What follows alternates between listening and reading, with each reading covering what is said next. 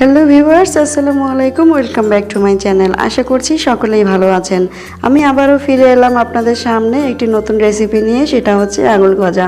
এই গজাটি কিন্তু খুবই কুরকুরে মচমচে, খেতে একটি লাইক করবেন, আমার চ্যানেলটাকে সাবস্ক্রাইব করে পাশে থাকা বেল আইকনটি প্রেস করে দিবেন। এতে করে নতুন কোনো ভিডিও আপলোড দিলে সর্বপ্রথমে আপনি নোটিফিকেশন পেয়ে যাবেন। চলে যাবো রেসিপিতে। এখানে আমি একটা মিক্সিং বল নিয়েছি, এর ভেতরে আমি এখন 2 কাপ পরিমাণ নিয়ে নিব ময়দা, আর নিয়ে নিব এখানে পরিমাণ মতো লবণ, আর দিয়ে দিব 3 টেবিল চামচ পরিমাণ ঘি। ঘিটা যদি না থাকে তাহলে আপনারা বাটারটাও ইউজ করতে পারেন, আর যদি বাটারটাও না থাকে তাহলে আপনারা রান্নার রেগুলার তেলটাও ইউজ করতে পারেন। আমি এখন এই সমস্ত উপকরণ ভালো করে মিশিয়ে নিব, যাতে করে ময়দাটা আর ঘিটা ভালোভাবে মিশে যায়। এভাবে হাত দিয়ে ডলে ডলে আমি সবটুকু আটা মিশিয়ে নিব। আর দেখুন কালারটাও কিন্তু অনেকটা চেঞ্জ হয়ে গেছে। আর এভাবে যদি আমি দলা পাকাতে চাই তাহলে কিন্তু একেবারে দলা পাকিয়ে যাচ্ছে, তার মানে ঘি আর ময়দাটা ভালোভাবে মিশে গেছে। আমি এখন এর ভেতরে অল্প অল্প করে পানি দিয়ে এটাকে একটা ডো করে নিব। ডোটা আমি বেশি শক্ত করব না, আবার বেশি নরমও করব না। আমরা যেরকম রুটিটা তৈরি করি তার থেকে হালকা একটু শক্ত করে নিব, যাতে করে আমি একটা রুটির মতো এটা করে নিতে পারি। ডোটা একটু সময় নিয়ে করতে হবে, তা না হলে রুটি যখন আমি বেলতে যাব তখন রুটিটা ফেটে যাবে। আর রুটিটা যদি ফেটে যায় তাহলে আমার গজাটাও কিন্তু খুব ভালো হবে না। এভাবে আমি 8 থেকে 10 মিনিট ভালো করে মথে নিব। দেখুন আমার হাতটা কিন্তু খুবই ক্লিন, একটু হাতে লেগে নেই। এটা এখন আমি একটা ঢাকনা দিয়ে ঢেকে রেখে দিব রেস্টের জন্য 20 মিনিটের জন্য। 20 মিনিট পরে ফিরে আসছি। 20 মিনিট পরে দেখুন ডোটা কিন্তু অনেকটা সফট হয়ে গেছে। এখন আমি এর থেকে অর্ধেকটা ডো নিয়ে আমি একটা রুটির মতো করে নিব। আমি হাত দিয়ে চেপে চেপে এভাবে রুটিটা করে নিয়েছি। আপনারা চাইলে এটা বেলেও রুটিটা করে নিতে পারেন। আমার কাছে এটা ইজি মনে হয়েছে, তাই আমি এভাবে রুটিটা করে নিব। রুটিটা হয়ে গেলে আমি এখন এটা একটা লং সাইজের শেপ করে কেটে নিব। আপনারা চাইলে যে কোনো শেপ কেটে নিতে পারেন। আপনারা বিস্কিট সাইজ করে নিতে পারেন, অথবা ছোট ছোট টুকরো করে স্কোয়ার সাইজও করে নিতে পারেন। সেটা আপনাদের ইচ্ছে অনুযায়ী যে কোনো সাইজ করে নিতে পারেন। আমি লং সাইজ করব, তাই আমি এভাবেই কেটে নিচ্ছি।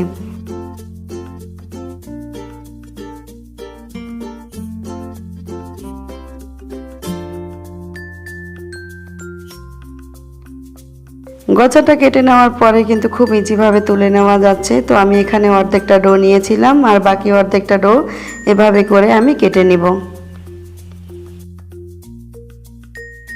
ভিউয়ার্স, ঘরে তৈরি প্রত্যেকটি খাবারই কিন্তু স্বাস্থ্যসম্মত। আপনারা চেষ্টা করবেন প্রত্যেকটি খাবারই ঘরে তৈরি করে খাওয়ার জন্য।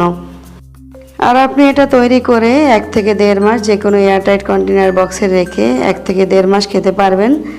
আর এটা কিন্তু ছোট থেকে বড় সকলেই খুবই পছন্দ করে। আমার সবগুলো গজা কাটা হয়ে গেছে, সবই কিন্তু একই সাইজ করে আমি কেটে নিয়েছি। এখন এটা আমি চলে যাব ফ্রাই করার জন্য। এখানে আমি চুলাতে বসিয়ে দিয়েছি একটা প্যান, আর এই প্যানের ভেতরে আমি পর্যাপ্ত পরিমাণ তেল দিয়ে দিচ্ছি। তেলটা এমনভাবে দিতে হবে যাতে করে তেলের ভেতরে সবগুলো গজা ভালোভাবে ডুবে যায়। দেখুন তেলটা যখন হালকা স্টিম হয়ে আসবে তখন আমি এর ভেতরে গজাগুলো দিয়ে দিব। আর চুলার জালটা কিন্তু আমি মিডিয়াম টু লোতে রেখে তারপরে গজাগুলো ভেজে নিব, যাতে করে বেশি জাল দিলে কিন্তু আবার গজাগুলো পুড়ে যাবে উপরে, আর ভেতরটা নরম হয়ে যাবে। তাই আমি মিডিয়াম টু লো হিটে রেখে গজাগুলো ভেজে নিব। ভিউয়ার্স, ভিডিওটি কেউ স্কিপ করবেন না। যদি ভিডিওটি স্কিপ করে দেখেন তাহলে আমি মাঝে মাঝে যে টিপসগুলো শেয়ার করেছি সেগুলো আপনি দেখতে পারবেন না। আর আপনি যদি গজা তৈরি করার ইচ্ছুক থাকেন তাহলে ভিডিওটি স্কিপ না করে পুরো ভিডিওটি দেখতে থাকুন। আর এটা কিন্তু বানিয়ে নেওয়া খুবই সহজ, খুব অল্প সময়ে বানিয়ে নেওয়া যায়। আর এই গজাটি সকালের হালকা নাস্তা অথবা বিকেলের আড্ডায় কিন্তু খুবই জমে যায়। গজাটা কিন্তু প্রায় আমার ভাজা শেষ হয়ে গেছে। আমি এখানে অর্ধেকটা গজা দিয়েছিলাম, এটাকে আমি এখন তুলে বাকি অর্ধেকটা গজা আমি আবার এই তেলের ভেতরে দিয়ে দিব। ভিউয়ার্স, আমার এই ভিডিওটির স্টেপ বাই স্টেপ ফলো করে যদি আপনারা গজা তৈরি করেন তাহলে দেখবেন আপনাদের দোকানের থেকেও গজাটা কিন্তু খুবই বেটার হয়েছে। বাকি অর্ধেকটা গজাও আমি এখন ভেজে নিচ্ছি। আমি একটি গজা আপনাদেরকে ভেঙে দেখাচ্ছি কতটা মচমচে হয়েছে। সবগুলো গজাই কিন্তু আমার ভাজা শেষ হয়ে গেছে। আমি এখন এই গজাগুলো একটি প্লেটে তুলে নিব। গজাগুলো দেখতে কিন্তু খুবই ইয়ামি হয়েছে, আর এটা যদি শিরাতে দেওয়া হয় তাহলে আরও অনেকটাই ইয়ামি হয়ে যাবে। এখন আমি শিরা তৈরি করার জন্য এরকম একটি প্যানে নিয়েছি 1 কাপ পরিমাণ চিনি, আর চিনির ভেতরে নিয়েছি 1/4 কাপ পানি। পানিটা আমি বেশি দিব না, পানিটা বেশি দিলে এটাকে জাল করে আবার কমিয়ে নিতে হবে, সেটা সময়ের অনেক ব্যাপার আছে। তাই আমি 1 কাপ চিনির ভেতরে 1/4 কাপ পানি দিয়েছি একটা ঘন শিরা তৈরি করার জন্য। এই ছোট ছোট টিপসগুলো কিন্তু আপনারা অবশ্যই ফলো করবেন।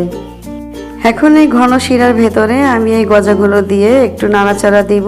1 মিনিট 2 মিনিটের ভেতরেই দেখবেন আপনার গজাটা একেবারেই পারফেক্টভাবে হয়ে গেছে।